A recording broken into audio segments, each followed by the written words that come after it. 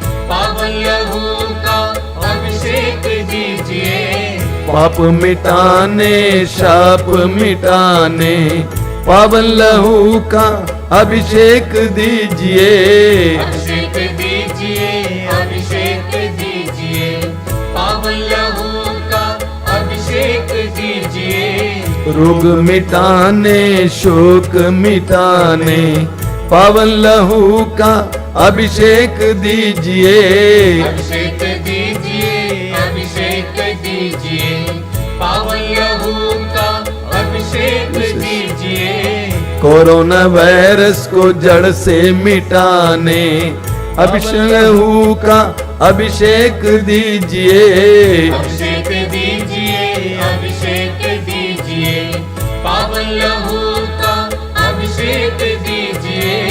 नशे वायरस को जड़ से मिटाने पावन लहू का अभिषेक दीजिए। अभिषेक दीजिए, अभिषेक दीजिए, पावन लहू का अभिषेक दीजिए। नशे की आत्मा सताए तेरे जन को छुटकारा देने अभिषेक दीजिए। अभिषेक दीजिए, अभिषेक दीजिए, पावन लहू का अभिषेक दीजिए। पावन लहू से धरती को धोने अभिषेक दीजिए, अभिषेक दीजिए। अभिषेक जोर से गाइए। अभिषेक दीजिए, पावन लहू का अभिषेक दीजिए। पावन लहू से घर घर को धोने अभिषेक दीजिए, अभिषेक दीजिए।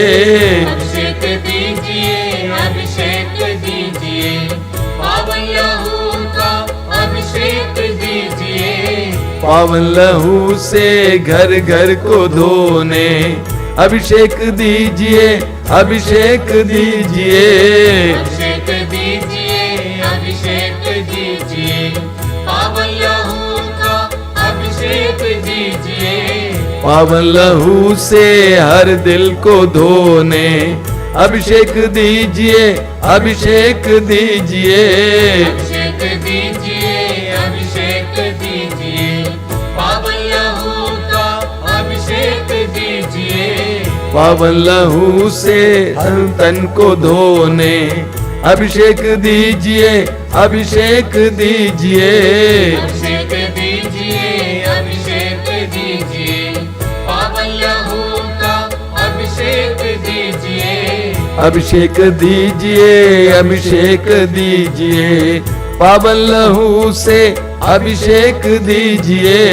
अभिषेक दीजिए, अभिषेक दीजिए, पावन लहू का अभिषेक दीजिए। अभिषेक दीजिए, अभिषेक दीजिए, पावन लहू का अभिषेक दीजिए। अभिषेक दीजिए, अभिषेक दीजिए, बार पावन लहू एक साथ। का अभिषेक दीजिए। अभिषेक दीजिए, अभिषेक दीजिए, पावन लहू का अभिषेक दीजिए।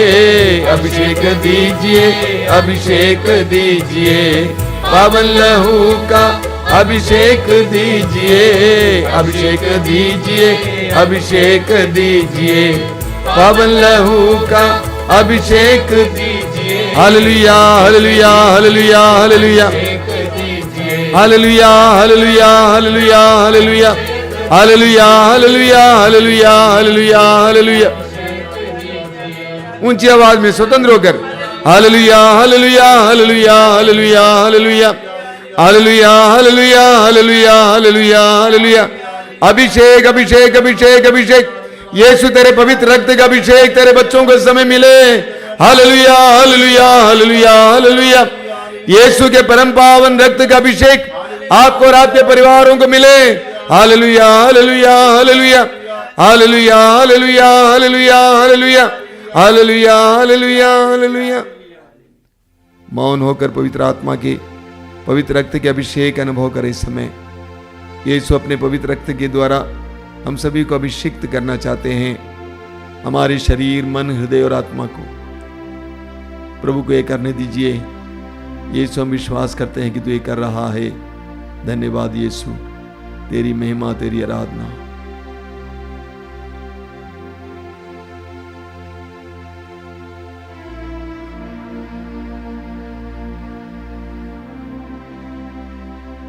बोलिए हालेलुया, हालेलुया, हालेलुया, हालेलुया। जो हमारे बीच में रोगी हैं वे सभी लोग इस समय अपने रोग को प्रभु के अधीन करेंगे, अपने रोग को प्रभु के हाथ में समर्पित करेंगे। यीशु अपने पवित्र लहू के सामर्थ्य से, अपने घावों के सामर्थ्य से हमें हर प्रकार के रोग से छुटकारा दे। वचन में लिखा हुआ है उसके ही घावों द्वारा हम भले चंगे हो गए हैं। वचन में लिखा हुआ है ईश्वर के पुत्र का रक्त हमें हर पाप से शुद्ध करता है। वही रक्त, वही घाव हमें शुद्ध और पवित्र करता है, हमें चंगा करता है। आइए हम इस समय सभी रोगियों को प्रभु की ओर उठाएंगे, सभी रोगों को प्रभु की ओर उठाएंगे। स्वतंत्र होकर इस समय स्तुति करते हुए प्रार्थना करेंगे। पूर्ण विश्वास के साथ यीशु हमें स्पर्श कर रहे हैं। बोलिए हालेलुया, हालेलुया, हालेलुया। यीशु तेरे परम पावन रक्त के सामर्थ्य से, तेरे परम पावन घावों के सामर्थ्य से इसी वक्त इस प्रार्थना सभा में भाग लेने वाले एक एक भाई बहन को हर तरह के पाप के बंधन से छुटकारा मिले, छुटकारा मिले। दुष्ट आत्माओं के बंधन से छुटकारा मिले, छुटकारा मिले। हर तरह के रोग से छुटकारा मिले, बड़े से बड़े रोग, गंभीर से गंभीर रोग से छुटकारा मिले, छुटकारा मिले। Hallelujah, hallelujah, hallelujah. चंगाई, चंगाई, चंगाई। Hallelujah, hallelujah, hallelujah. चंगाई, चंगाई, चंगाई। Hallelujah, hallelujah, hallelujah, hallelujah.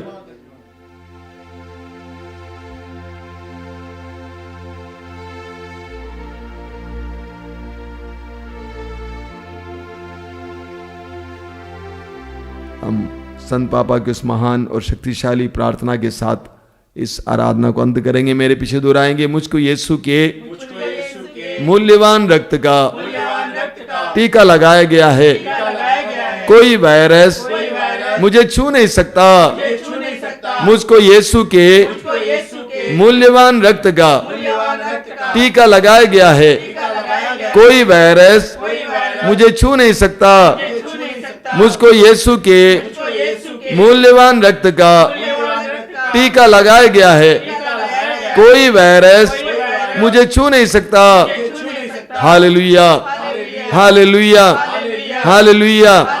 यीशु का पवित्र रक्त हमारी रक्षा है। यीशु के पवित्र रक्त में हमारा संरक्षण है।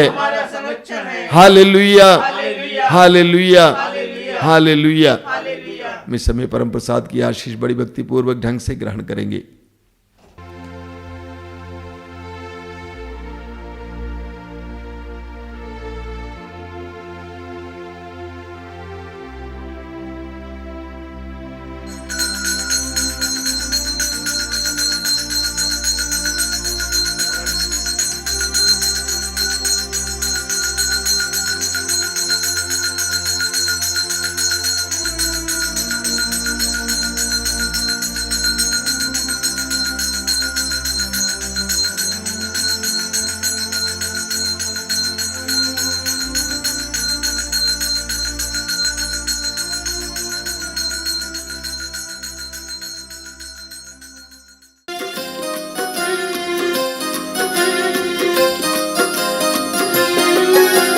यीशु के बदन से बही जो लहू की धारा, उसमें धुले हमारे पापों के दाग सारे।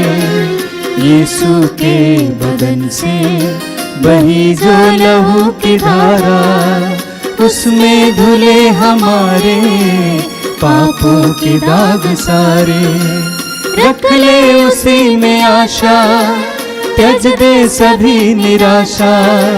यीशु ही हमारे जीवन पार लगाए। रख ले उसी में आशा, त्यज दे सभी निराशा। यीशु ही हमारे जीवन पार लगाए। यीशु के बदन से बही जो लहू की धारा, उसमें धुले हमारे पापों के दाग सारे। यीशु के बदन से बही जो लहू की धारा, उसमें धुले हमारे पापों के दाग सारे।